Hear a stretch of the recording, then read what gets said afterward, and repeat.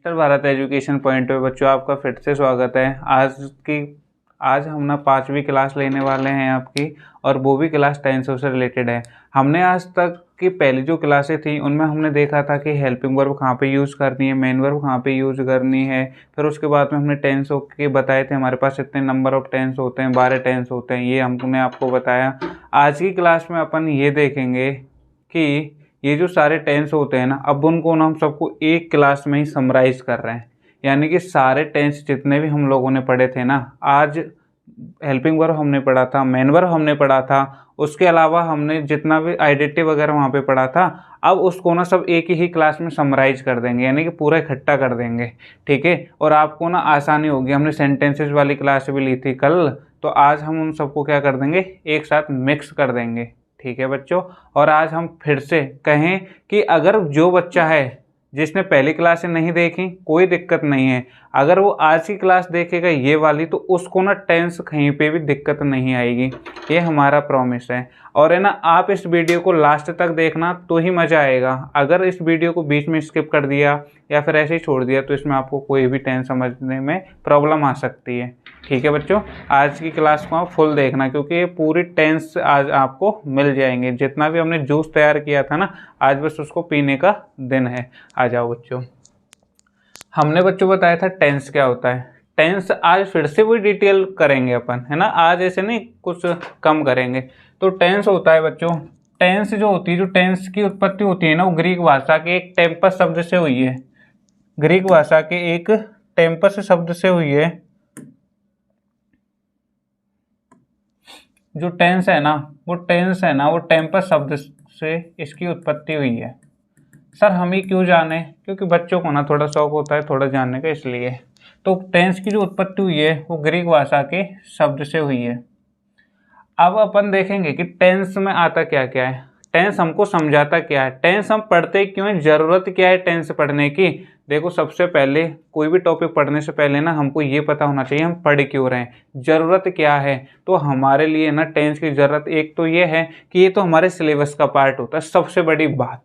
फिर हमको ना ये टेंस इंग्लिश का ज्ञान करवाता है। हम टेंस सीख लेते हैं ना, तो हमारे आधे से ज़्यादा इंग्लिश के टॉपिक्स क्लियर हो जाते हैं, इसलिए हमको टेंस पढ़ना नेसेसरी होता है। और अपन देखो, अब टेंस इंग्लिश में ही क्यों आए, क्योंकि है ना आजकल के इस वातावरण में, या फिर आजकल के इस डिजिटल इंडिया में, या पूरा देश में, या पूरे ब्रह्मांड में ये सब कुछ चल रहा है इंग्लिश में। यानी कि हर अगर घर से बाहर जाते हैं, टिकट पे भी देखते हैं तो भी इंग्लिश मिलता है, इसलिए हमको इंग्लिश पढ़ना नेसेसरी हो गया। और इंग्लिश की जो नींव रखता है वो टेंस रखता है, इसलिए अपन को टेंस भी पढ़ना होगा। तो अपन जब टेंस पढ़ रहे हैं तो हम देखते हैं कि घर से बैठे बाहर जा रहे हैं तो भी वो इंग्लिश में लिखा मिलता है, तो इंग्लिश हमको आना चाहिए, तो इसलिए अपन टेंस सीख रहे हैं। ठीक है, अब टेंस में ना दो चीज़ आती हैं, एक तो होता है टाइम और एक होता है वर्क। टेंस में दो चीज़ आती हैं। ये वैसे बोरिंग लग सकता है आपको कि टेंस टाइम क्या होता है। टाइम में तीन चीज़ें आती हैं कि कौन सा टाइम चल रहा है। एक होता है अपना पहला प्रेजेंट टाइम, एक होता है अपना पास्ट टाइम, और एक होता है अपना फ्यूचर टाइम। ये बच्चों मैंने आपको पहली क्लास में निकलवा के बता दिए थे, लेकिन आज इसको फिर से इंक्लूड कर रहे हैं कि प्रेजेंट टेंस होता है, पास्ट टेंस होता है, और फ्यूचर टेंस होता है। ये क्या होता है प्रेजेंट टेंस, इसको अगर हिंदी में बात करें तो इसको वर्तमान काल बोलते हैं। वर्तमान काल यानी कि एक ऐसा काल जो कि अभी चल रहा है, एट प्रेजेंट, यानी कि अभी जो समय चल रहा है वो प्रेजेंट हो गया। इसको बोलते हैं भूतकाल। भूतकाल का मतलब क्या हुआ, भूतकाल का मतलब हुआ जो हमारा समय बीत चुका है, यानी कि हमारा समय जैसे कल की जो बातें थी ना, उससे पहले, कल से पहले जो भी हुआ था वो सारा कुछ क्या हो गया, भूतकाल हो गया। और हमारा आने वाला समय है वो हमारा भविष्य काल हो गया, यानी कि भविष्य की बात करेगा, और जो कि हमारे डिपेंड ही नहीं होता कि भविष्य क्या होगा। ठीक है, अब ये तीन चीज़ें होती हैं हमको ना। एक तो ना सबसे बड़ी समस्या ये आती है कि बच्चे बार बार इसकी डिमांड करते हैं कि हिंदी में पढ़ाओ।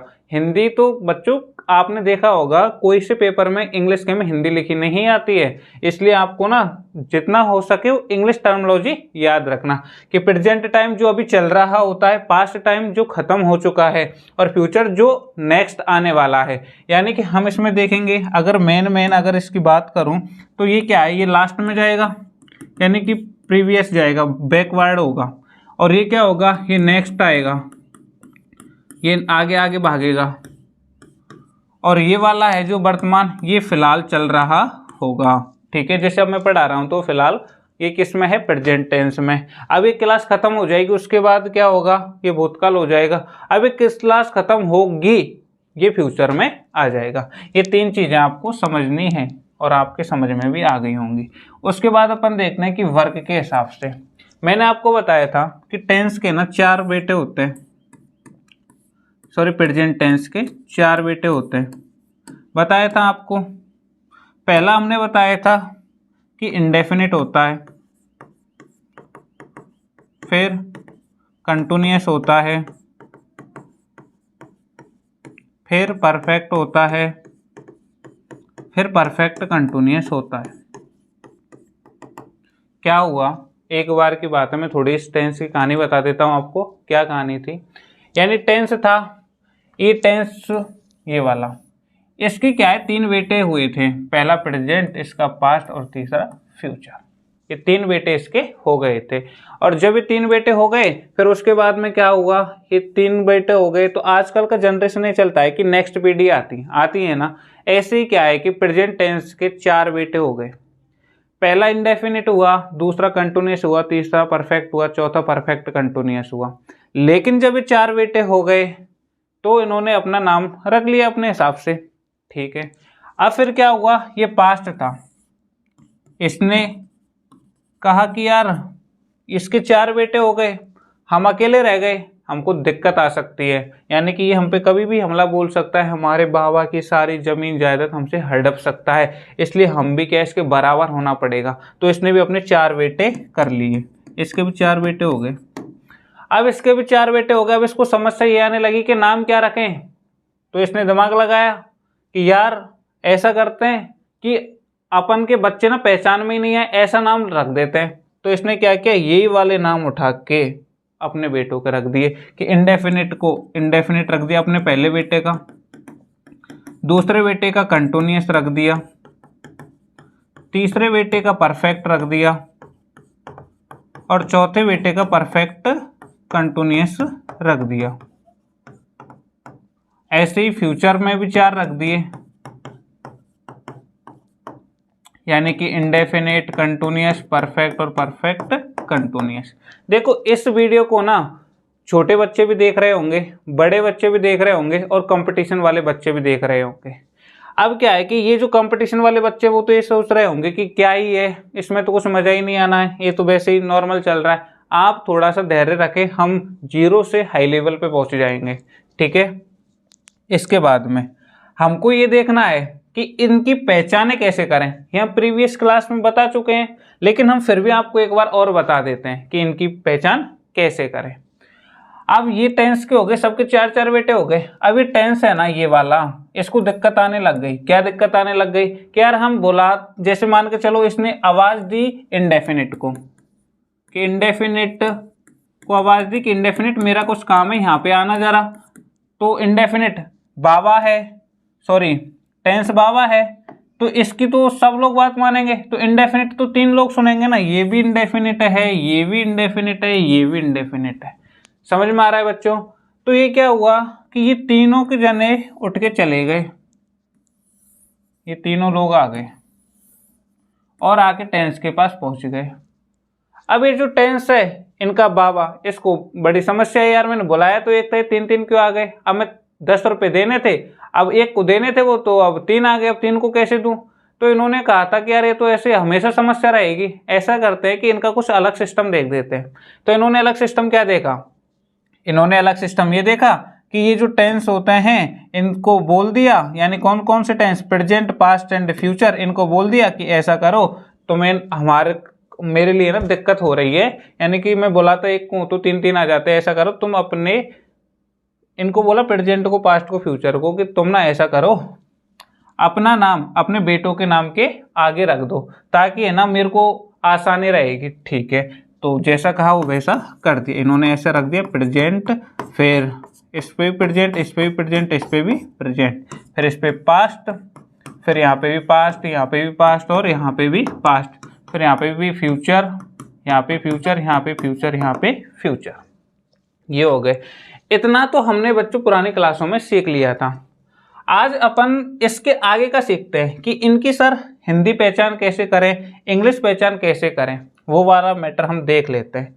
ठीक है, तुम कहो तो ना अगर 5 मिनट इसमें बने रहोगे ना तो ये सारे एक के सिखाऊंगा, सारे की आपको पहचाने आ जाएंगी। ठीक है, देखो बच्चों, यानी कि टेंस था। ठीक है, ये टेंस के 3 थे, प्रेजेंट, पास्ट और फ्यूचर, ये 3 थे। अब इन तीनों के अलावा इनकी जो हिंदी पहचान बता रहा हूं मैं पहले, है ना, अपनी क्या है, हिंदी पहचान बता रहा हूं, हिंदी पहचान। ठीक है, हिंदी पहचान क्या है, इसको जहां भी मिलेगा प्रेजेंट उसको बोलेंगे है, हूं, है। पास्ट में बोलेंगे था, थी, थे।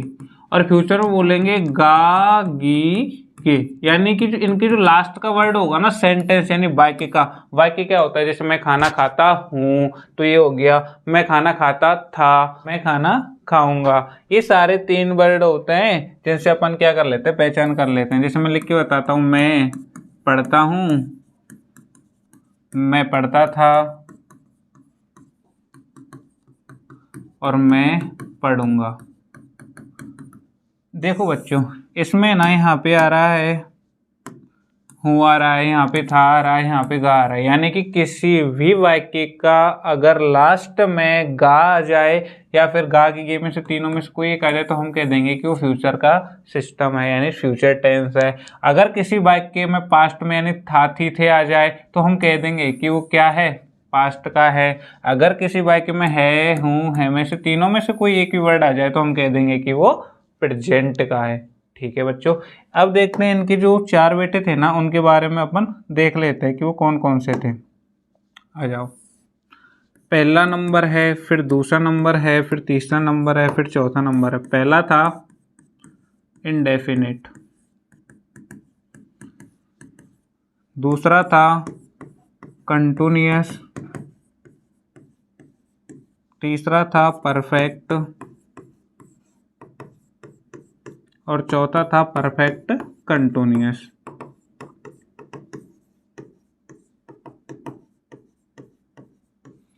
इसके भी 4 थे बच्चों, 1 2 3 4। इसको मैं शॉर्ट में लिख देता हूँ, इंडेफिनिट, कंटिन्यूअस, परफेक्ट और परफेक्ट कंटिन्यूअस। सर ये क्यों?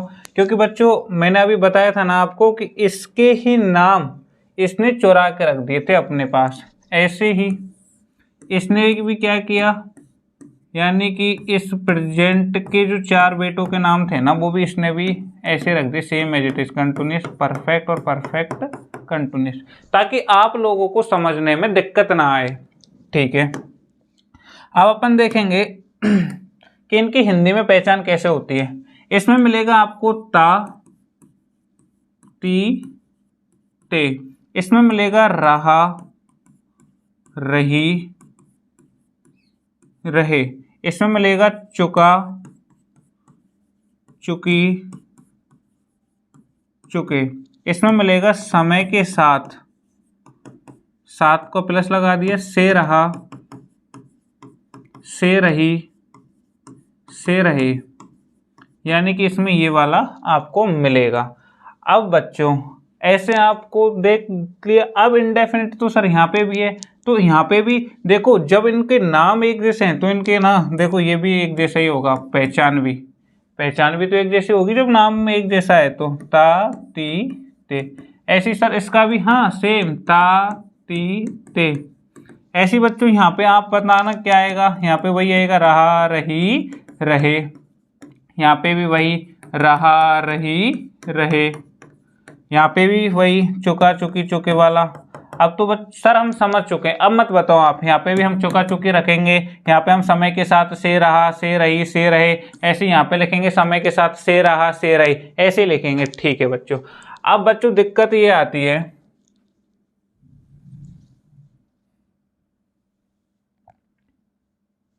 कि ये तो हमने कर लिया सर, अब हमको ना जैसे मान के चलो कोई टेंस है उसकी पहचान करनी है, तो आप अब घबराओ मत, मैं क्वेश्चन देता हूं और आप फटाक से कर दोगे। ठीक है, देखो क्वेश्चन क्या है मेरा क्वेश्चन है बच्चों, सबसे पहले इधर लिख देता हूं कि प्रेजेंट कंटिन्यूअस की पहचान बताओ। प्रेजेंट कंटिन्यूअस की पहचान बताओ हिंदी में। ये वाला मैंने लिखा है ना बच्चों, ये हिंदी पहचान देता है, ठीक है। अब सर हम देख लेंगे कि ये क्या लिखा हुआ है, प्रेजेंट लिखा हुआ है, तो प्रेजेंट हम यहाँ पे ढूंढ लिया। ओ खाएं खाएं, अच्छा ये रहा, ये मिल गया। तो प्रेजेंट में क्या लिखा हुआ है हूँ है, हम यहाँ पे लिख देंगे क्या है, हूँ है। अब हम क्या ढूंढेंगे, कंटिन्यूअस। कंटिन्यूअस देखते हैं, कंटिन्यूअस खाएं खाएं खाएं खाएं, अरे मिल ही नहीं रहा है, हेल्प करो ना यार, किधर है, ये रहा, मिल गया ना, ये रहा। इसमें क्या लिखा हुआ है हिंदी में, रहा रही रहे। क्या लिखा हुआ है, रहा रही रहे, रहा रही रहे, ठीक है। अब हम क्या कर देंगे, इनको मिला देंगे कि रहा है, रही है, रहे हैं। अब बन गया ना पहचान, ऑटोमेटिक बन गया ना। ऐसे अपन को कोई और पूछे कि हमको प्रेजेंट परफेक्ट की पहचान बताओ, तो अब आपको घबराना नहीं है और अब आपको ना रटनी नहीं है। जो सर रटाते थे ना आपको क्लासों में, जिन हिंदी वाक्यों के अंत में ता है, ती है, ते हैं आदि शब्द आते हैं, वो प्रेजेंट इंडेफिनिट के होते हैं। नहीं रटना बच्चों अब कुछ भी। अब तो बस है ना, बस ऐसे ही चुटकियों में करते जाएंगे, रटते जाएंगे। रटेंगे कब तक रटेंगे, इंग्लिश का बहुत बड़ा मैटर है। अभी से यहाँ से रटने की आदत डालेंगे तो फिर नहीं होगा काम। इसलिए अपन क्या करेंगे, यहीं से समझने की कोशिश करेंगे। बस ये 4 और 3 7 शब्द रटेंगे। फिर उसके बाद मैं देखता हूं कि पास्ट परफेक्ट की पहचान बताओ। पास्ट परफेक्ट की पहचान, वो भी हिंदी वाली, ठीक है। हिंदी वाली समझ लो पहले कि पास्ट परफेक्ट की पहचान क्या होती है। तो देखो पास्ट ढूंढेंगे, इसमें खाएं खाएं, पास्ट खाएं खाएं खाएं, ये रहा। तो पास्ट में क्या लिखा हुआ है, था थी थी। तो पास्ट में क्या लिखा था थी थे। फिर उसमें परफेक्ट ढूंढेंगे, परफेक्ट खाएं, ये रहा। परफेक्ट में क्या है, चुका चुकी चुके, चुका चुकी चुके, ये 3 हैं। अब अपन क्या करेंगे, इसको मिला देंगे कि चुका था, चुकी थी, चुके थे। ऐसे तुम मिला लेना, जैसे तुम्हें सेट हो जाए ना वैसे आप मिला लेना कि जिन हिंदी वाक्यों के अंत में चुका था, चुकी थी, चुके थे आदि शब्द आते हैं वो वाक्य अपने पास्ट परफेक्ट के होते हैं। ये जो आप अब रटते थे, अब ये ना आप लोग बच्चों को सिखा भी दोगे और उनको रटने की भी नहीं बोलोगे। ये भी प्रॉमिस हो गया है अब आपसे कि क्या हुआ है कि अब जो काम ये कर रहे थे, आज तक रटते आए थे, वो अब रटने का जुगाड़ नहीं रहा है, अब तो डायरेक्ट अपन बता देंगे, ठीक है बच्चों। ऐसे ही इसमें किसी भी टेंस का ले लो आप, वो सब में एप्लीकेबल होगा। बाकी का होमवर्क मैं आपको दे देता हूं कि होमवर्क क्या है। होमवर्क ये है आपका कि आपको हिंदी पहचान लिखनी है, हिंदी पहचान लिखनी है। और होमवर्क में आपको थोड़ा सा बढ़ा देता हूं, हिंदी पहचान लिखनी है आपको, और मैं आपको नंबर ऑफ टेंस देता हूं। आपको प्रेजेंट के इंडेफिनिट की लिखनी है, प्रेजेंट का इंडेफिनिट लिखना है, पास्ट के इंडेफिनिट की लिखनी है। और ये सब लिख के ना आप मेरे को फोटो सेंड कर देना या फिर कमेंट में बता देना। फिर फ्यूचर इंडेफिनिट की लिखनी है। और अगर कोई भी अगर तुम्हें दिक्कत आए बच्चों तो आके मेरे से पूछ लेना, मतलब कमेंट वगैरह कर देना या फिर फोटो भेज देना कि सर हमको ये समझ में नहीं आया, ठीक है। फिर प्रेजेंट का कंटिन्यूअस की पहचान आपको बतानी है, कंटिन्यूअस की। फिर प्रेजेंट कंटिन्यूअस, फिर प्रेजेंट परफेक्ट की बतानी है। फिर आपको 6वें नंबर पे पास्ट कंटिन्यूअस की बतानी है। और फिर 7वें नंबर पे पास्ट परफेक्ट की बतानी है, ठीक है। फिर 8वें नंबर पे आपको बतानी है फ्यूचर कंटिन्यूअस की, फ्यूचर कंटिन्यूअस। फिर 9वें नंबर पे फ्यूचर परफेक्ट, फ्यूचर परफेक्ट। 10वें नंबर पे फ्यूचर परफेक्ट कंटिन्यूअस की आपको बतानी है। और 10वें नंबर पे आपको प्रेजेंट परफेक्ट कंटिन्यूअस की बतानी है। और 12वें नंबर पे आपको पास्ट परफेक्ट कंटिन्यूअस की बच्चों आपको पहचान आपको बतानी है और हमको डायरेक्ट मैसेज कर देना या फिर आप कमेंट में लिख देना या फिर फोटो आप सेंड कर देना। ये आपका क्या है, ये आपका होमवर्क है, ठीक है। आ जाओ बच्चों, अब ये हमारा हो गया, ठीक है। आगे चलते हैं अपन। अब ये अपन हिंदी पहचान आपको सिखा दिया है और आप कर लोगे। अब देखते हैं बच्चों टेंसों को क्रम वाइज पढ़ना, ठीक है। एक बार इंग्लिश पहचान और बता दें, तुम कहो तो इंग्लिश पहचान कर लोगे, फिर टेंस की कोई सा भी। चलो सर बता दो एक, ठीक है बच्चों बता देते हैं। हमारे पास देखो इसी स्लाइड पे बताते हैं, इसमें इंग्लिश पहचान कैसे हुई है। इंग्लिश पहचान ऐसे होगी, हमने आपको बताया था कि हेल्पिंग और मेन वर्ब वाला। अब आपने याद कर लिया होगा, कर लिया कि नहीं किया याद, आपको दिया था ना पहली क्लास में कि याद करना है। तो देखो सबसे पहले प्रेजेंट इंडेफिनिट की जो हेल्पिंग वर्ब होती है वो डू डज होती है। अगर जहाँ पे भी आपको डू डज मिल रहा है तो अपन आंख मीच के कह देंगे ये वाला वाक्य किसका है, प्रेजेंट इंडेफिनिट का है। अगर यहाँ पे आपको मिल रहा है पास्ट इंडेफिनिट, पास्ट इंडेफिनिट में या तो डिड मिल सकता है या आपको वर्ब की सेकंड फॉर्म मिल सकती है। यानी कि डिड तो आपको प्रेजेंट इंडेफिनिट के अफर्मेटिव को छोड़ के बाकी सभी वाक्यों में मिलेगी, और प्रेजेंट इंडेफिनिट के अफर्मेटिव में ओनली आपको क्या मिलेगी, वर्ब की सेकंड फॉर्म। ये आपको ध्यान रखना, ठीक है। और प्रेजेंट इंडेफिनिट के अफर्मेटिव में आपको वर्ब की फर्स्ट फॉर्म में एस या ईएस भी मिलेगा, ये भी आपको ध्यान रखना है। यानी कि ये दो टेंस है ना, ये थोड़े से दिक्कत देते हैं हमें, है ना, यानी कि इनमें अपवाद भर गए, ये ना जनरल रूल की फॉलो नहीं करते। फ्यूचर इंडेफिनिट में, फ्यूचर इंडेफिनिट में आपको विल सेल, ये आपको पता होना चाहिए। प्रेजेंट कंटिन्यूअस की इज एम आर, शाबाश बच्चों ऐसे ही बताते रहो। फिर प्रेजेंट परफेक्ट की सर हैज हैव है, अरे वाह मजा आ गया, ऐसे ही आगे। पास्ट कंटिन्यूअस की सर वाज वर है, ओ वेरी नाइस, आप लोग तो सीख चुके हो। पास्ट परफेक्ट की क्या है, पास्ट परफेक्ट की सर हैड है। फ्यूचर कंटिन्यूअस की क्या है सर विल बी और सेल भी है, अरे वाह तुमने तो आज मजा डाल दिया। उसके बाद में फ्यूचर परफेक्ट की, फ्यूचर परफेक्ट की विल हैव सेल हैव है सर, अरे very nice. Future perfect continuous की सर विल हैव बीन और सेल हैव बीन है सर, वाओ। और बचे दो, इसमें वो लगा लेना shall have been, shall have been. उसके बाद में प्रेजेंट परफेक्ट कंटिन्यूअस की, प्रेजेंट परफेक्ट कंटिन्यूअस की होगी हैज बीन और हैव बीन, हैव बीन। और पास्ट परफेक्ट की क्या होगी, पास्ट परफेक्ट कंटिन्यूअस की हैड बीन, ठीक है। ये हो गई सर हमारी इंग्लिश की पहचान। जिस भी जगह आपको क्या मिल जाए, या तो वर्ब की फर्स्ट फॉर्म में एस एस मिल जाए या फिर डू डज मिल जाए, तो आंख बंद करके कह देंगे कि ये प्रेजेंट इंडेफिनिट का वाक्य है। अगर कहीं पे भी आपको डिड मिले या फिर वर्ब की सेकंड फॉर्म मिल जाए वाक्य के अंदर, तो हम कह देंगे कि पास्ट इंडेफिनिट का सेंटेंस है। यदि कहीं पे हमको विल सेल मिल जाए और हम कह देंगे विल सेल है, तो ये फ्यूचर का इंडेफिनिट है। इज एम आर मिल जाए, कह देंगे कि प्रेजेंट का कंटिन्यूअस है। हैज है मिल जाए, कह देंगे कि परफेक्ट है प्रेजेंट का। और वाज और मिल जाए तो कह देंगे कि पास्ट कंटिन्यूअस है। हैड मिल जाए तो कह देंगे कि पास्ट परफेक्ट का वाक्य है। विल भी सेल भी मिल जाए तो हम कह देंगे कि फ्यूचर कंटिन्यूअस का वाक्य है।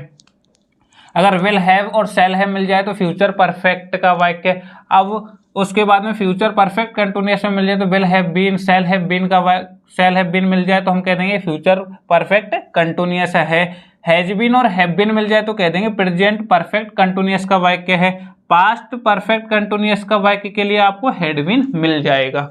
यानी कि जहां पर भी आपको इंग्लिश में ये सारे वर्ड मिल जाएं, अपन उसमें देख करके बता देंगे कि ये इस सेंटेंस का वाक्य है और इस टेंस का वाक्य है, ठीक है बच्चों।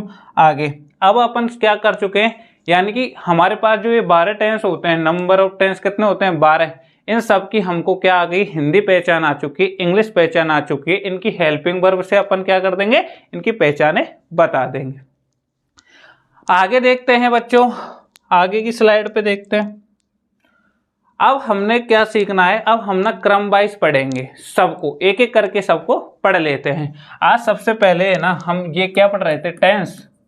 टेंस के 3 प्रकार थे, पहला था प्रेजेंट, दूसरा था पास्ट, तीसरा था फ्यूचर। अब अपन क्या करेंगे, प्रेजेंट को पढ़ेंगे सबसे पहले, है ना। प्रेजेंट के कितने प्रकार हैं, इंडेफिनिट, कंटिन्यूअस, फिर परफेक्ट, फिर परफेक्ट कंटिन्यूअस, फिर क्या हो गया, परफेक्ट कंटिन्यूअस। यानी कि ये 4 प्रकार के क्या होते हैं, वाक्य होते हैं, नंबर 1, नंबर 2, नंबर 3, नंबर 4। ठीक है। अब हम सबसे पहले प्रेजेंट को पढ़ रहे हैं। पता चलना चाहिए बच्चों पढ़ने से पहले कि हम पढ़ क्या रहे हैं। तो हम क्या पढ़ रहे हैं, टेंस पढ़ रहे हैं। टेंस के अंदर प्रेजेंट टेंस पढ़ रहे हैं और प्रेजेंट टेंस का सबसे पहले हम इंडेफिनिट स्टार्ट करने वाले हैं। ठीक है, आ जाओ। देखो तो बच्चों हम क्या पढ़ रहे थे, हेडिंग डाल देता हूं मैं यहाँ पे, हेडिंग डाल देता हूं यहाँ पे, प्रेजेंट टेंस पढ़ रहे हैं। कौन सा टेंस पढ़ रहे हैं, प्रेजेंट टेंस पढ़ रहे हैं। फिर ऐसे आपको, और बच्चों आपका सबसे बड़ा दुख ये है, मुझे पता है कि दुख ये है कि सर नोट्स कैसे बनाए, तो यहाँ से स्टार्ट कर देना नोट्स बनाना। ठीक है, प्रेजेंट टेंस। फिर प्रेजेंट टेंस का सबसे पहला जो वाक्य होता है वो कौन सा होता है, इंडेफिनिट, यानी कि ये इसका एक टाइप होता है। ठीक है, ये प्रेजेंट टेंस पढ़ रहे हैं और प्रेजेंट टेंस को अपन क्या कहते हैं, वर्तमान काल बोलते हैं, यानी कि जो अभी चल रहा है वो वाला काल बोलते हैं। इंडेफिनिट को बोलते हैं अपन अनिश्चित काल। क्या बोलते हैं, अनिश्चित काल। अब मैं ना यहाँ पे एक एक को समझाऊंगा कि इंडेफिनिट किसे कहते हैं, कंटिन्यूअस किसे कहते हैं, परफेक्ट किसे कहते हैं और परफेक्ट कंटिन्यूअस किसे कहते हैं। ये क्लास लास्ट तक देखना जरूरी रहेगा क्योंकि बीच बीच में हम चीजों को आगे बढ़ा रहे हैं। अब अनिश्चित काल यानी कि एक ऐसा काम जो निश्चित नहीं है, जैसे वह मेरे को खाना खिलाती है। अब कब खिलाती है, कैसे खिलाती है, कुछ पता नहीं चल रहा है, ये काम कैसे हो गया, अनिश्चित हो गया। वह खाना खाता है, कब खाता है, कैसे खाता, कोई भी इसमें आइडिया नहीं लग रहा है। तो ऐसे वह क्रिकेट खेलता है, हरि के पिताजी गंगा तट पर स्नान करने जाते हैं, इसमें पता चला है कि कब जाते हैं, कैसे जाते हैं, मतलब क्या कुछ पता नहीं चल रहा है। यानी कि ऐसे वाले वाक्य कैसे होते हैं, इंडेफिनिट होते हैं, अनिश्चित होते हैं, इनका कोई निश्चित नहीं होता। ठीक है बच्चों, तो ये समझ में आ गया होगा आपको। फिर इंडेफिनिट के बाद में हम इसकी क्या करेंगे, इंडेफिनिट की पहचान लिखेंगे। और है ना, नोट्स बनाने का तरीका है पहचान। अब सबसे पहले पहचान लिखेंगे, एक तो हिंदी पहचान लिखेंगे और दूसरी पहचान लिखेंगे कि इंग्लिश पहचान, इंग्लिश पहचान। ठीक है, हिंदी पहचान में क्या लिखेंगे हम, बताओ क्या हो गए। प्रेजेंट में हमने पढ़ा था है हूँ है आता है, है हूँ है आता है, और इंडेफिनिट का आता है ताती ते, ताती ते। जिस प्रकार से हमने सीखा था उस प्रकार से लिख देना है, ता है ती है ते है, ऐसे। ठीक है, इंग्लिश पहचान कैसे लिखनी है बच्चों, इंग्लिश पहचान में आपको लिखना है कि इसमें या तो डोडज मिलेगा और जहाँ पे डोडज नहीं होगा वहाँ पे वर्ग की फर्स्ट फॉर्म मिलेगी और वर्ग की फर्स्ट फॉर्म में एस या ईएस मिलेगा। ठीक है बच्चों, और वो वाला वाक्य कौन सा हो जाएगा, प्रेजेंट इंडेफिनिट का हो जाएगा। अब देखते हैं, इतना कर लिया। अब इसके बाद में हम देखते हैं कि इसके ना प्रकार होते हैं, यानी कि इसके 4 प्रकार होते हैं इंडेफिनिट के। कौन कौन से होते हैं, पहला होता है अफर्मेटिव, ये जो बताया था ना क्लास सेंटेंसेज वाली में, तो अफर्मेटिव होता है। ठीक है, इसका सबसे पहला, यानी कि मैं कहता हूँ ना जनरेशन बढ़ती रहती है, तो ऐसे इसकी जनरेशन बनी, यानी इंडेफिनिट के 4 बेटे, फिर affirmative, negative, interrogative, interrogative, negative. ठीक है, अब अफर्मेटिव हो गया। अब अफर्मेटिव को हम साधारण बोलते हैं, ये हमने पिछली क्लास में बता दिया था, है ना, अब भी बता रहे हैं। और इसका जो फॉर्मूला बताया था मैंने, वो क्या बताया था, या तो सबो होता है या फिर सबो होता है। ठीक है बच्चों, ये होता है। लेकिन यहाँ पे एक चीज वेरी वेरी इंपॉर्टेंट है, यहाँ पे स्टार मार्क्स कर लेना। इंग्लिश में अपवाद है सर, अपवाद। कैसे, कि जो अफर्मेटिव सेंटेंस है, अफर्मेटिव सेंटेंस में प्रेजेंट इंडेफिनिट के अफर्मेटिव सेंटेंस में कभी भी हेल्पिंग वर्ब नहीं आती। अब क्यों नहीं आती सर, रीजन तो बताओ, क्या रीजन है? रीजन जानना है, चलो बता देते हैं। एक बार की बात है, ये टेंस वगैरह का निर्माण कर रहे थे, टेंस वगैरह का निर्माण हो रहा था आसानी से, लेकिन जैसे टेंस का निर्माण हो रहा था आसानी से तो यहाँ पे सब लोगों के पास अपने अपने पास हेल्पिंग वर्ब ने साझा कर लिया। लेकिन है ना, ये प्रेजेंट इंडेफिनिट का जो अफर्मेटिव था ये बड़ा निकम्मा निकला। वो हम बोला कि हम ना किसी की बात नहीं मानते, हमारे पास खुद की प्रॉपर्टी है, और हमारे पास खुद की प्रॉपर्टी जो है ना वो वर्ब की फर्स्ट फॉर्म है, और वर्ब की फर्स्ट फॉर्म में एस या ईएस है। हमको किसी की जरूरत नहीं है, हमको कोई हेल्पिंग वर्ब नहीं चाहिए, कोई भी हेल्पिंग वर्ब नहीं चाहिए। तो इसलिए इसने कह दिया कि हमको हेल्पिंग वर्ब नहीं चाहिए, क्योंकि हमारे पास ऑलरेडी दो चीजें ऐसी हैं जिनसे हम अपना सबको संभाल लेंगे। तो वो दो चीजें कौन सी हैं? एस या ईएस है। ठीक है बच्चों, अब अपन थोड़ा सा इसको जूम आउट करते हैं। हमारे पास दो कौन सी चीजें हैं? वो एस या ईएस है। अब सबसे पहले इसकी पहचान लिखेंगे, यानी कि ये वाला जो वाक्य होता है वो साधारण होता है, और इसका जो फॉर्मूला होता है वो सबो होता है। ठीक है, अब सर सबो क्या होता है वो बताया था, और अब भी बता देता हूं। चलो फॉर्मूला फॉर्मेशन करते हैं, यानी कि फॉर्मूला फॉर्मेशन करते हैं। फॉर्मूला फॉर्मेशन क्या है? इसका फॉर्मूला क्या है? सबो, यानी कि ये वाला फॉर्मूला इसमें लग रहा है। तो सबो क्या हुआ? सबसे पहले एस का मतलब हुआ सब्जेक्ट, एस का मतलब क्या हुआ है? सब्जेक्ट। बी का मतलब क्या हुआ है? वर्ब, और ओ का मतलब क्या हुआ है? ऑब्जेक्ट। ये हो गया, और ये वर्ब कौन सी? Main verb. अब उसके बाद में हम यहाँ पे फॉर्मूला लिखते हैं कि सबसे पहले क्या लगाना है? सब्जेक्ट लगाना है। अब मेन वर्ब क्या होती है? मेन और मुख्य क्रिया होती है, और कौन सी फॉर्म आती है? मेन। अब याद करो पुरानी क्लास में मैंने आपको बताया था, मेन वर्ब वाली क्लास में बताया था ना कि मेन वर्ब वाली क्लास में मैंने आपको बताया था कि प्रेजेंट इंडेफिनिट, यानी कि प्रेजेंट इंडेफिनिट के अफर्मेटिव में पास्ट वर्ब की फर्स्ट फॉर्म में ऐसे ईएस लगता है, वो वाला। तो वर्ब की फर्स्ट फॉर्म में एस या ईएस आ गया।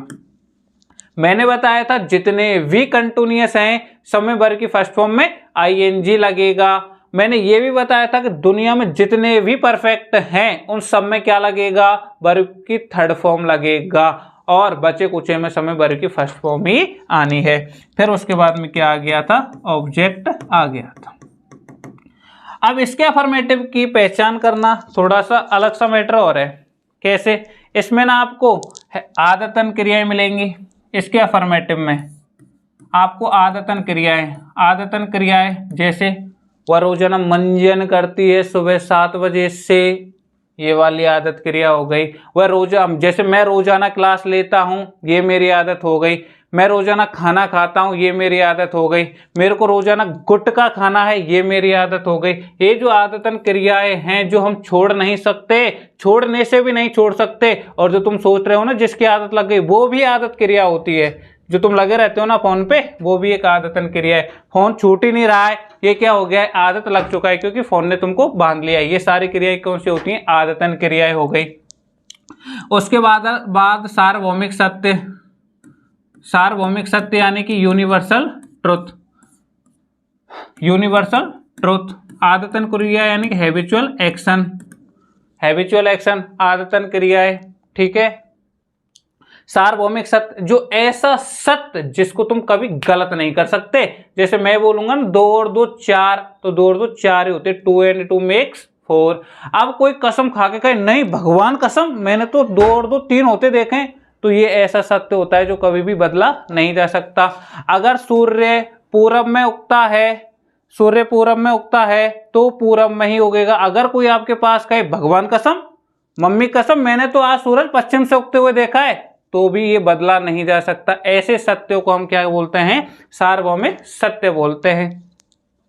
उसके बाद जो शेड्यूल होता है, आदतन क्रिया होते हैं। अब आते हैं कहावत और मुहावरे। जैसे कहावत मुहावरे क्या होते हैं? अधजल घघरी छलकत जाए, ये कहावत मुहावरे होते हैं ना, तो ये सारी क्रियाएं इसमें ही आती हैं। विराट रेडियो कमेंट्री, क्या? रेडियो कमेंट्री भी इसमें आता है। जैसे विराट कोहली ने 6 मारा, रोहित शर्मा पहली बॉल पे क्लीन बोल्ड। ये जो रेडियो कमेंट्री होती है वो प्रेजेंट टेंस के अफर्मेटिव सेंटेंस में होती है। ठीक है बच्चों, उसके बाद में क्या रह जाता है, आदतन हो गया, सार्वभौमिक सत्य हो गया। अब आ जाता है कहावत मुहावरे में एक और रह गया कि जैसा करोगे वैसा होगे, as you sow so shall you reap, है ना, सुनते हो ना, जैसे कौआ प्यासा है, जैसा करोगे वैसा भरोगे, है ना, ये सारी क्रियाएं इसी टेंस में आती हैं। इसलिए ये सबसे ज़्यादा इंपॉर्टेंट हो जाता है और बोर्ड की नज़र इस पे रहती है। और सबसे, जैसे पानी है वो हमेशा बॉयल होगा 100 टेम्परेचर पे, तो ये फिक्स हो चुका है कि जो पानी है ना वो 100 टेम्परेचर पे ही बॉयल होगा, उससे कम पे नहीं होगा। ये भी क्या हो चुका है, सार्वभौमिक सत्य हो चुका है। ठीक है, तो ये प्रकार की जो बात होती है वो इस चीज़ में होती है। मैं लिख देता हूँ एक बार, या वैसे भी लिख दिया है, यानी कि पहली आदतन क्रिया है, दूसरी सार्वभौमिक सत्य, तीसरा रेडियो कमेंट्री है, चौथा आपके पास है कहावत या मुहावरे, कहावत या मुहावरे, ये सारी चीज़। ठीक है, जैसे मैं सुबह 7 बजे उठता हूँ तो ये मेरी आदत हो गई। अब तुमने देखा होगा जो बड़े लोग होते हैं, मतलब हमारे दादी होती है, बाबा होते हैं, ये लोग कोई बिना अलार्म के उठ जाते हैं, पता नहीं क्या सिस्टम होता है ना, और हम उठ ही नहीं पाते हैं। तो ये इसलिए क्योंकि उनको आदत लग चुकी है। लेकिन तुमको फ़ोन की आदत है, तुम फ़ोन के बिना सो नहीं सकते, ये भी तुम्हारी आदत हो गई। ठीक है बच्चों, आ जाओ, ये अपना डिटेल एक्सप्लेनेशन दे दिया है। ठीक है, इसमें लिख सकते हो आई वेक अप 7 PM। ठीक है, आई वेक अप 7 PM। तुम रात में उठते हो, तुम्हारी ये आदत है, तुम सुबह नहीं उठते हो। फिर सार्वभौमिक सत्य, सार्वभौमिक सत्य एक ही उदाहरण लेता हूँ, जैसे the sun rises in the east, the sun rises in the east. और क्या है, रेडियो कमेंट्री, विराट कोहली ने 6 मारा, कहावत मुहावरों में लिख देता हूँ, as you sow so shall you reap, so shall you reap.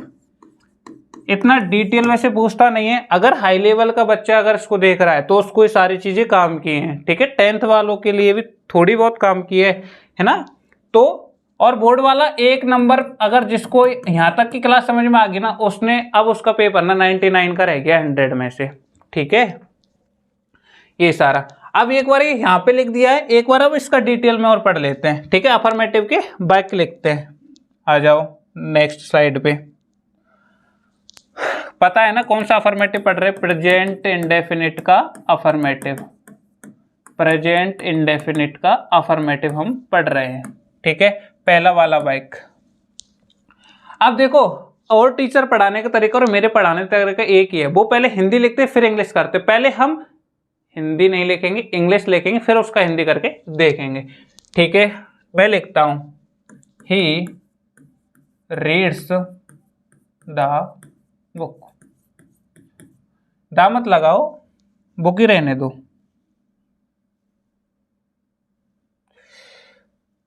कहाँ गया, आ गया।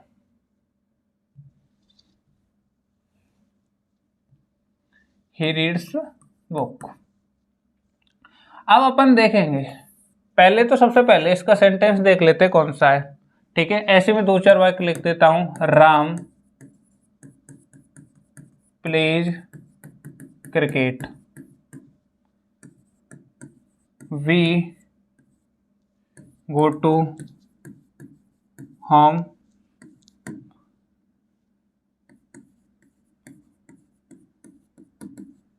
Rahul sir speaks truth. ये एक वाक्य लिख देता हूं कोई सा भी, आई गो टू जयपुर। ठीक है, ये 5 वाक्य हैं। अब सर आप ना थोड़ा अलग पढ़ा रहे हो, मैं ऐसे भी लिख सकता हूं कि वह किताब पढ़ता है, वह किताब पढ़ता है, लेकिन है ना ये हमारे कोई भी काम का नहीं, क्योंकि जब हम इंग्लिश पढ़ रहे तो हिंदी तो आनी नहीं है वहां पे, तो अपन को जितना हो सके वो इंग्लिश टर्मिनोलॉजी ध्यान दो। ठीक है, अब देखो इसका जो फॉर्मूला बताया था मैंने वो सब वो बताया था। एस का मतलब सब्जेक्ट, वी का मतलब वर्ब की फर्स्ट फॉर्म में एस या ईएस, और फिर ओ का मतलब हो जाता है ऑब्जेक्ट। ठीक है बच्चों। अब सर एस कहाँ लगाएं और ई एस कहाँ लगाएं और क्यों लगाएं? एस और ई एस कहाँ लगाएं और क्यों लगाएं? सबसे पहले एस तो वहाँ लगाओ और ई एस वहाँ लगाओ। जैसे जिन हिंदी वाक्यों के अंत में, हिंदी के वाक्य नहीं, सॉरी गलत हो गया, जिन शब्दों के अंत में ओ आ जाए, एक्स आ जाए, जेड आ जाए, सी डबल एस आ जाए, ऐसे अगर वर्ड आपको मिलते हैं तो वहाँ पे आप क्या लगा देना? ई एस लगा देना। क्या लगा देना? ई एस लगा देना। और अगर ये नहीं मिलते हैं तो बाकी सब में क्या लगा देना? आप एस लगा देना। ठीक है बच्चों। अब देखो, वह किताब पढ़ता है, वह किताब पढ़ता है, इसमें हम सबसे पहले देखेंगे कि इसमें सब्जेक्ट क्या है। सब्जेक्ट ये है पढ़ना। मैंने बोला था ना, उठना, बैठना, नहाना, धोना, रहना, सहना, खाना, पीना, ये सारी क्या होती है? वर्ब होती है। तो ये वर्ब हो गया और किताब यानी वो पढ़ रहे ऑब्जेक्ट हो गया। ठीक है।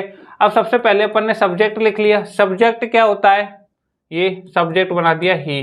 फिर क्या पढ़ रहा है? किताब, क्योंकि फॉर्मूला क्या है इसका? सब और इसमें एस या ई एस, तो ही लगा दिया। फिर पढ़ना, पढ़ने को बोलते हैं रीड। फिर उसमें ऐसे ई एस लगाना है तो इसमें देखो एस लगेगा। क्यों लगेगा एस? यहाँ पे मैं लिख देता हूँ। जिनमें ओ आए, एक्स आए, जेड आए, सी डबल एच आए, डॉट डॉट एक दो भी और आते हैं, वो आपको पता है। तो ये वाले जो आए तो उसमें अपन क्या कर सकते हैं? ई एस लगाएंगे। अब देखो यहाँ पे इनमें से कोई सा वर्ड आ रहा है, नहीं आ रहा, नहीं आ रहा तो क्या लगाएंगे? एस लगाएंगे। फिर उसके बाद में बुक, लास्ट में क्या आ जाएगा? ऑब्जेक्ट। ठीक है। अब सर ये तो अपन ने सीख लिया, लेकिन है ना, मैंने आपको एक चीज बताई थी प्रीवियस क्लास में कि इसका एक नंबर होता है। इसका नंबर होता है 132। कितना होता है? 132। ठीक है। यानी कि सबसे पहले अपन इसको पढ़ेंगे, उसके बाद में हम इसको पढ़ेंगे। ये हमने नंबर डाल दिए क्योंकि सबों का फॉर्मूला बन रहा है। ठीक है। अब बच्चों ये सबो सनवो बहुत तो अच्छी चीज है अगर आप इसको देखोगे तो। ठीक है। यहाँ पे लग रहा है वर्ब, सबसे पहले इसमें लिख देंगे। चलो इस दूसरे वाले को देख लेते हैं। यानी कि इसमें भी क्या लग गया? सबो लग गया। और यहाँ पे वर्ब में ऐसे ई एस लग गया। और ऐसे ई एस लग गया तो आपको पता चल गया प्रेजेंट इंडेफिनिट के अफर्मेटिव वाला वाक्य हो गया। सबसे पहले राम लिख देंगे, यहाँ लिख दिया राम। फिर उसके बाद में यानी कि 132 नंबर है ना इसका, एक। फिर दूसरे पे क्या लिख दोगे? Cricket, cricket. फिर प्ले मतलब खेलना, तो खेलता है, खेलता है। सर आपने ये क्यों लिखा खेलता है? क्योंकि है ना, अब हमको पता चल चुका है कि जो प्रेजेंट इंडेफिनिट का अफर्मेटिव होता है उसका जो जब फॉर्मूला ये लग जाए, जब फॉर्मूला ये लग जाए तो अपन कह देंगे कि उसमें क्या लगेगा? ता है। तो ये अपन को ना कब काम का ये भी पता होना चाहिए कि ये कब काम का, ये काम का तब है जब हम अर्थ कर रहे हों। और जब हम इंग्लिश सीख रहे हो ना तो हमारे पास ना इसका ता है ती का कोई भी मतलब नहीं है। बस देखो और लगाते जाओ, सेम एज इट इज इसमें होगा। यहाँ पे थोड़ा सा याद रखना क्या, कि जो प्रेजेंट इंडेफिनिट का जो अफर्मेटिव होता है, अगर उसका सब्जेक्ट क्या आ जाए, उसका सब्जेक्ट अगर प्लूरल आ जाए, अगर उसका सब्जेक्ट प्लूरल आ जाए तो हम वर्ब की फर्स्ट फॉर्म में एस या ई एस नहीं लगाते, नहीं लगाते। ठीक है बच्चों। अगर प्रेजेंट इंडेफिनिट के अफर्मेटिव, इसको नोट में डाल के लिख लेना, यदि प्रेजेंट इंडेफिनिट का अफर्मेटिव के वाक्य का अगर सब्जेक्ट प्लूरल है तो उसमें वर्ब की फर्स्ट फॉर्म में एस या ई एस नहीं लगाते। तो यहाँ पे सेम एज इट इज ऐसा ही हुआ है, यानी कि यहाँ पे हमने वर्ब की फर्स्ट फॉर्म में एस या ई एस नहीं लगाया क्योंकि यहाँ पे क्या है? वर्ब की सब्जेक्ट क्या है? प्लूरल है। और ये तुम जानते हो कि प्लूरल सब्जेक्ट क्या होता है और सिंगुलर सब्जेक्ट क्या होता है। नहीं जानते हो तो मैं लिख देता हूँ प्लूरल सब्जेक्ट। प्लूरल सब्जेक्ट होता है आई, वी, यू, दे, यानी कि जो एक से ज्यादा हैं वो प्लूरल हो जाते हैं। और सिंगुलर सब्जेक्ट, सिंगुलर सब्जेक्ट जैसे ही, सी, इट, नेम, ये सारा कुछ अगर आता है तो अपन कह देंगे कि वो सिंगुलर है। अब इसमें देखो, इसमें से कुछ नहीं यार, वी आ रहा है तो प्लूरल है, और प्लूरल है तो हम वर्ब की फर्स्ट फॉर्म में ऐसे एस नहीं लगाएंगे, ओनली क्या रखेंगे, वर्ब की फर्स्ट फॉर्म ही रखेंगे। ठीक है, ये नोट में आप लिख लेना। ठीक है बच्चों, अब इसका भी आप अर्थ कर लेना और इसको आप कर लेना। ठीक है, आ गया समझ में। और अगर आप इनकी हिंदी करके अगर इंग्लिश बनाना चाहो तो ये तो रॉन्ग वे है, this is a wrong way, है ना। और अगर आप इंग्लिश से अगर हिंदी बना रहे हो, this is a right way, क्योंकि ये बहुत अच्छा रहेगा। क्योंकि आज तक हमने ये पढ़ा था, पहले हिंदी पढ़ रहे उसके बाद इंग्लिश पढ़ रहे, यानी बच्चों का दिमाग तो वहीं क्लोज कर दिया। ठीक है, तो ये सबसे गलत वे है। अगर बच्चों को ऐसी चीज बताओ ना जिससे बच्चा इंग्लिश से खुद हिंदी कर ले, तो उसमें मजा है कि इसमें मजा है। ठीक है, आगे देखो, अब ये हमारा प्रेजेंट इंडेफिनिट का अफर्मेटिव कंप्लीट हो गया। अब अपन देखेंगे नेगेटिव। नेगेटिव, और नेगेटिव किसका देख रहे हैं, प्रेजेंट इंडेफिनिट के अफर्मेटिव का क्या देख रहे हैं, सॉरी, प्रेजेंट इंडेफिनिट का नेगेटिव देख रहे हैं। ठीक है बच्चों, प्रेजेंट इंडेफिनिट का नेगेटिव यानी कि दूसरा टाइप। इसका फॉर्मूला बताओ बच्चों, इसका फॉर्मूला है सर सन वो। ठीक है, इसका फॉर्मूला क्या है, सन वो। अब अपन इसमें देखेंगे सबसे पहले क्या करना है, Ram does not eat food. बस मैं समझा रहा हूं। देखो, अब इसका जो फॉर्मूला है, अब यहाँ पे ना उदाहरण लिखा है, फिर मैं अपन इसको फॉर्मूला खोल के बता रहा हूँ। फॉर्मूला फॉर्मेशन, फॉर्मूला फॉर्मेशन यानी एस का, यहाँ पे लिख लो सन वो। एस का मतलब क्या होता है, सब्जेक्ट। एच का मतलब क्या होता है, हेल्पिंग वर्ब। एन का मतलब क्या होता है, नॉट। वी का मतलब क्या होता है, मेन वर्ब। मेन वर्ब की क्लास ली थी ना, उसमें पढ़ाया था हमने मेन वर्ब क्या होता है, ऑब्जेक्ट। वैसे भी यहाँ भी बता रहा हूँ, मेन वर्ब वो होता है उठना बैठना नहाना धोना रोना सोना, ये सभी क्या होता है, मेन वर्ब होता है। सब्जेक्ट किसी व्यक्ति का नाम, वस्तु का नाम, स्थान का नाम, ये क्या होता है, सब्जेक्ट होता है। हेल्पिंग वर्ब कौन सी आती है, ये आपको पता होना चाहिए, मैंने फर्स्ट में लिख दिया था। इसमें हेल्प, देखो फर्स्ट में लिख दिया था कि इसमें हेल्पिंग वर्ब कौन सी आती है। इसमें हेल्पिंग वर्ब जो आती है वो डू और डज आती है, यानी इंग्लिश की पहचान भी है और हेल्पिंग वर्ब भी है। ठीक है, तो इसमें हेल्पिंग वर्ब कौन सी आएगी, डू और डज आएगी। फिर सब्जेक्ट का सब्जेक्ट ही रहेगा, उसके बाद नॉट आ जाएगा, इसको same as it is. Main verb क्या आती है, वर्ब की फर्स्ट फॉर्म। अब वर्ब की फर्स्ट फॉर्म में एस या एस नहीं लगता, ये आपको ध्यान रहना चाहिए, क्योंकि अब इसके पास ये हेल्पिंग वर्ब रखता है। जहां पे हेल्पिंग वर्ब आएंगी वहां पे वर्ब की फर्स्ट फॉर्म में एस या एस नहीं आएगा, इतना सा ध्यान रख लेना। ओ का मतलब होता है ऑब्जेक्ट। ठीक है, अब अपन चेक करते हैं कि इसी हिसाब से लिखा हुआ है कि नहीं लिखा हुआ है। अगर लिखा हुआ है तो वेरी नाइस, यानी कि सबसे पहले सब्जेक्ट है, उसके बाद हेल्पिंग वर्ब है, उसके बाद नॉट है, उसके बाद वर्ब है, उसके बाद ऑब्जेक्ट है। यानी कि अब आपको मजा आ रहा हो, क्योंकि आप पहले सीख चुके हो और फिर से आप इस टेंस में देख रहे हो, यानी कि हम कुछ अलग नहीं पढ़ा रहे हैं, वही चल रहा है पुराना। अब देखो, अब इसका हमने फॉर्मूला नंबर बताया था ना। फॉर्मूला नंबर क्या है, हेलो, फॉर्मूला नंबर क्या है, फॉर्मूला नंबर क्या है बताओ। इसका 15342 है। इसका जो फॉर्मूला नंबर है वो 15342 है। अब इस पे लिख के देखते हैं ना, 15342। ठीक है बच्चों, इसका जो फॉर्मूला नंबर है वो 15342 है। अब अपन इसकी क्या करेंगे, हिंदी करेंगे खुद से। इंग्लिश लिखा हुआ है उसकी हिंदी करेंगे। ठीक है, अब देखो सबसे पहले क्या लिखेंगे, राम। राम लिख दिया, फिर उसके बाद दूसरे नंबर पे फूड यानी खाना। ईट मतलब खाता। सर आपने ये ता क्यों लिखा, बताऊंगा अभी। ये तो चौथे नंबर पे लिखना था, तीसरे पे लिख दिया। तो तीसरे नंबर पे क्या लिखना है, तीसरे नंबर पे क्या लिखना है, नहीं। फिर चौथे पे लिखना है खाता।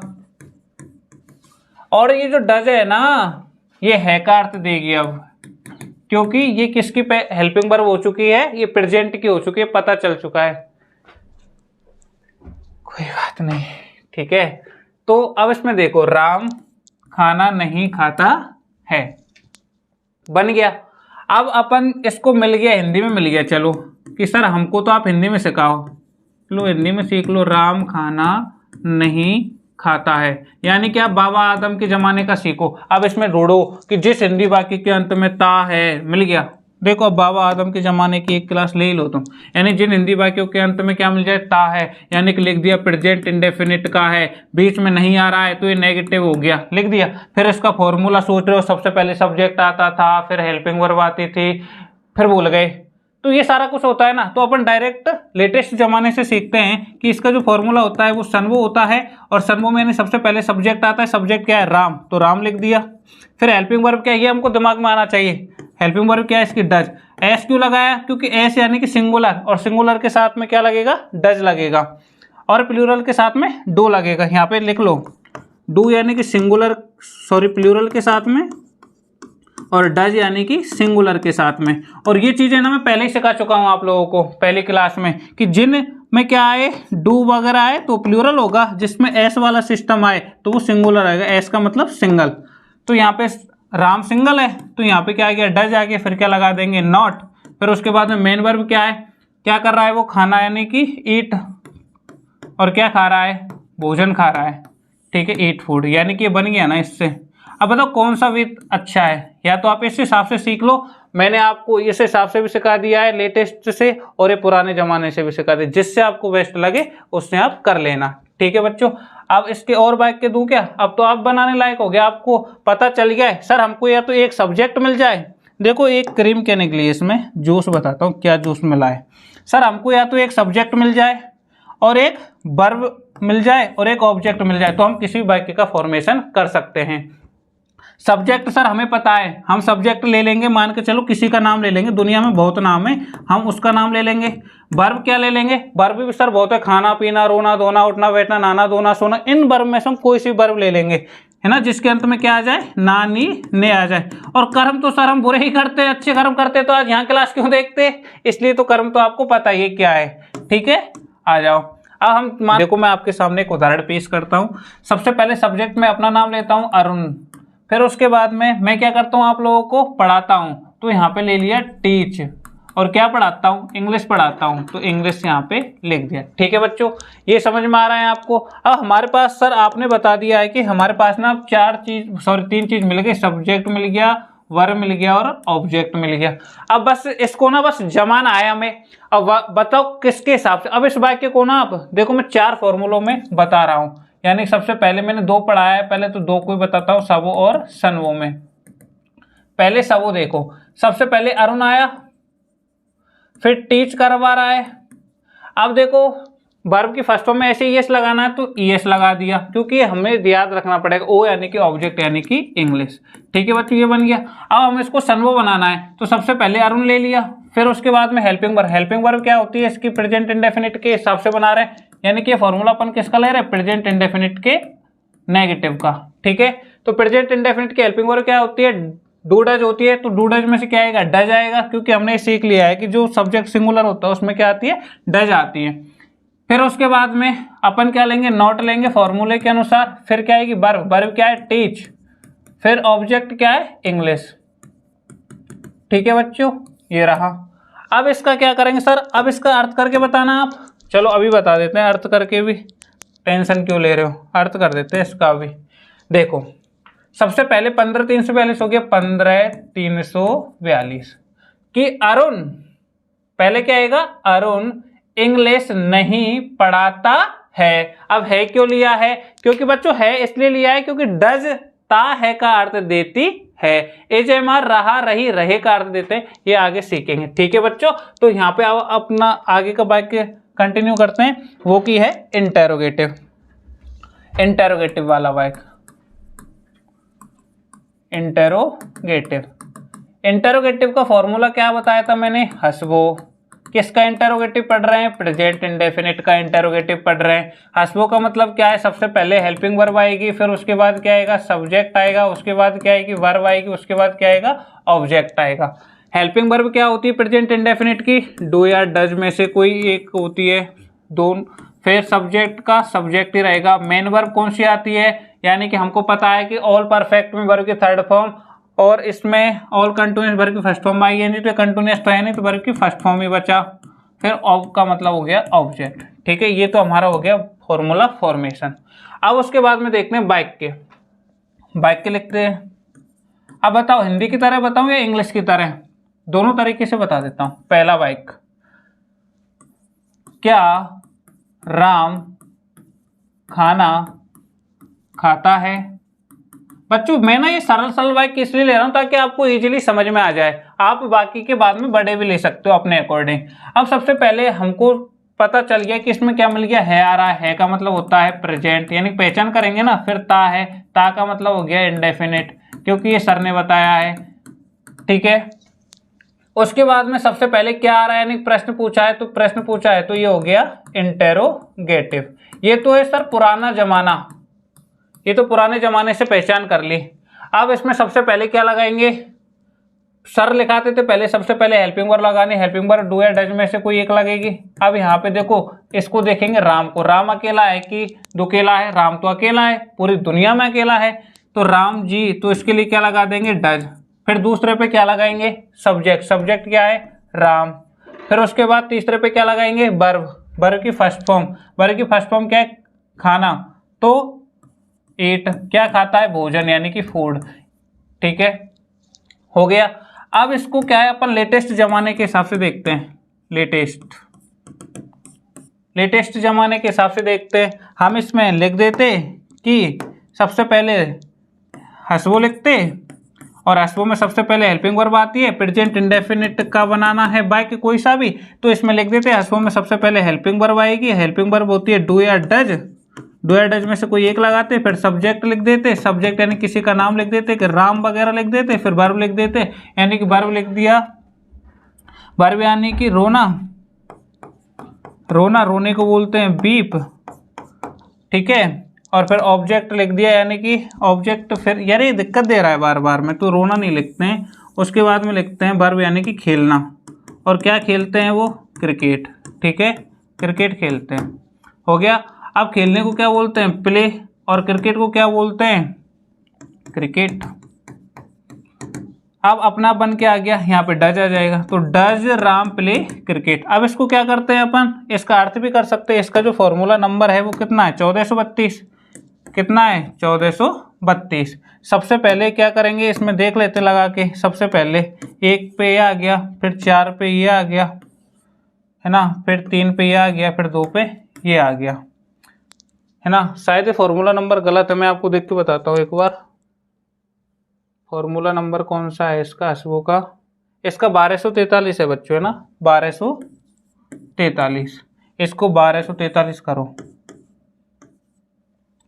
तो क्या राम क्रिकेट खेलता है? ता है क्यों लगाया, क्योंकि हेल्पिंग वर्ब क्या आ रही है, डज, और डज किसका अर्थ देती है, ता है, ती है, ते है का। ठीक है बच्चों, नेक्स्ट बाइक के समझते हैं हम, इंटरोगेटिव नेगेटिव। इंटरोगेटिव नेगेटिव,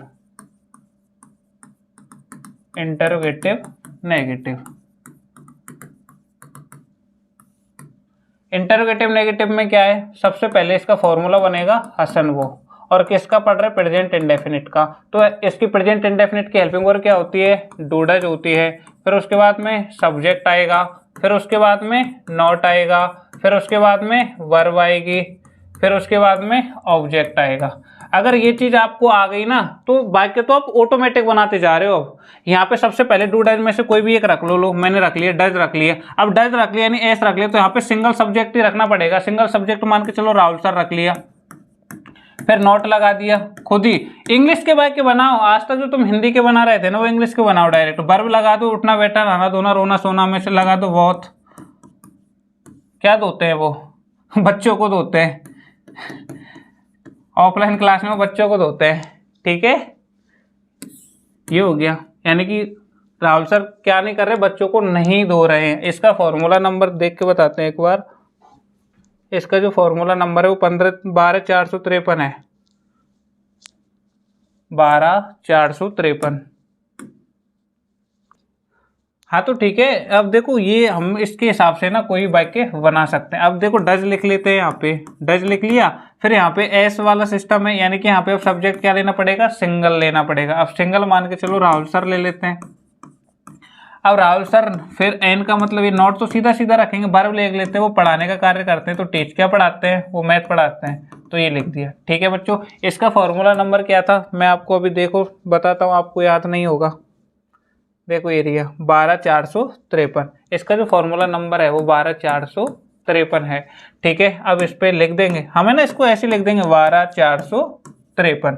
ठीक है, लेकिन है ना ये फॉर्मूला ठीक नहीं लग रहा है, दोबारा देखते हैं, एक बार और देख लो। इसका जो फॉर्मूला होता है ना, फॉर्मूला नंबर